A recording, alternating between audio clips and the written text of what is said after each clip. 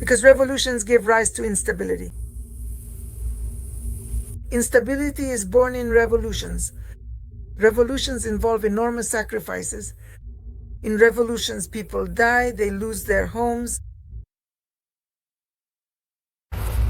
The US recommended that military personnel leave the base in Qatar after threats from Iran. That's strange. What kind of situation is developing, right? There are threats from Iran, the US is leaving bases in Qatar, and in Iran, they are bringing to the throne, so to speak, in quotes, Shah Reza Pahlavi. The son, supposedly, at least as far as I remember, all of the Shah's children were killed. It is possible that there is something I simply don't know yet. Perhaps this one particular son actually managed to survive. I don't know, friends. I only know of one niece who survived. And that's only because she was living in Switzerland at the time. I know her. She told me about it herself. So Washington recommended that some American military personnel leave the airbase. Al-Udeid in Qatar by Wednesday evening today, writes Reuters, citing 3 diplomats. This recommendation came amid statements from President Donald Trump's administration that the US might carry out an operation against the Ayatollah regime in Iran, which is suppressing large-scale protests in the country. Well, they're suppressing, and the ATO is suppressing. But in Russia, what? They don't suppress protests in the country. They suppress them. Tell me, where don't they suppress them? It seems to me that in every country, including the United States, after all, Trump just recently sent troops into some states. He sent in troops precisely to prevent large-scale demonstrations. But now, when it comes to another country, Iran, then let there be large-scale demonstrations there. We'll destabilize the world. Of course, I'm not for Atoll or anyone else because, it's all one world. That is, they want it one way, then another, then back again, and then yet another way. Why? Because in revolutions, instability is born. Revolutions involve huge sacrifices. People die in revolutions. They lose their homes, they lose stability, they lose their relatives. Everyone is scattered all over the world. They lose industries, they lose food, they lose medical care, and any kind of social services. Even the smallest, whatever kind it may be.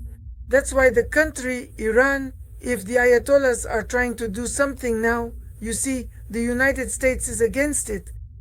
Because they need to put their own Shah, Reza Pahlavi, on the throne. I just really doubt that he is the real Shah. That he is truly the son of his father, Shah Aryamir Pahlavi. There was a similar situation in my life when the Imam of the Ismailis, my grandfather, Hussein Said Burkan, who built a mosque in Tver. Now it's a public mosque, but back then it was ours. He built a mosque in Tver. And he was the Imam of my elites all over the world. But Russia was closed, and my relatives did not agree to cooperate. Back then with the Bolsheviks. And why exactly were these specific individuals put in charge? And then they actually expected us to cooperate with some, well, what should I even call these mysterious and questionable characters? People just call them dog spawn. But really, well, probably it's like Professor Preobrazhensky's experiments. Mutants created by mixing different breeds, species, animals, and humans. That is exactly why, since my relatives firmly refused at that time to agree to impose strict Soviet Bolshevik rule on behalf of the Ismaili Imam by the will of the people, well, consequently, my grandfather was arrested by the authorities and sent away into exile for a very long time. We don't know where, and he never arrived anywhere. And what happened to him, we don't know. He had some diaries, some notebooks, which later ended up in some other places. One local investigator, he told me about this, but I don't think he ever found anything either. And at that time, since my grandfather's position couldn't remain vacant, after all, it was a high post, an important position in Islam, the American officials appointed Aga Khan, a notable graduate from Cambridge University. He was 29 or 27 years old at the time he was appointed. You understand, right? That is, the real holder of this post, this title, let's say, it is inherited. And what kind of inheritance is that? Fatima Sultan Siatovna, the daughter of the Prophet Muhammad. And through her line comes Shiism. Shiism is passed down through the line of Fatima, the daughter of the Prophet Muhammad. Shiism is inherited, and this Shiite lineage was disrupted, let's say, in the person of Aga Khan, yes, because the Americans needed to put their own person in place. I believe that my grandfather was not killed, although maybe he was, on that barge where he was put, and he was supposed to go somewhere. It's possible that he was killed. But I believe that he could have been sent to the United States, and that his presence was used to legitimize the transfer of the imamate. You see, he did not agree to this, I know that. But there are different ways to do this. You can drug a person, seat him like a puppet, and in his presence confer the title of Imam of the Ismailis to the Aga Khan. That's how it happened. The year was 1938. That's how it was.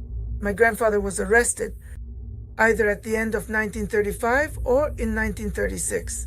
But since 1936, there has been no news of him. I'm telling you about Hussein Said Burkan, whose name I bear. Hussein Said Burkan. And I am Tanya Korot Soba Said Burkan. That's my mother's family line. Krim is my father's family line. When I tell people this, they find it very strange. Like everyone in your family is like that. Yes, of course. What, did you expect him to marry a simple girl? A prince? Where have you ever seen such a thing? Or is it because there was a revolution and now we've all been made equal? Oh, don't make me laugh. Don't make me laugh. There were no communists in my family line. Well, maybe there was somewhere in the family, I don't know. But among my close relatives, there were no communists. This was because people had different priorities in life at that time. Among the heirs, the Prophet's princes, you understand? Different things.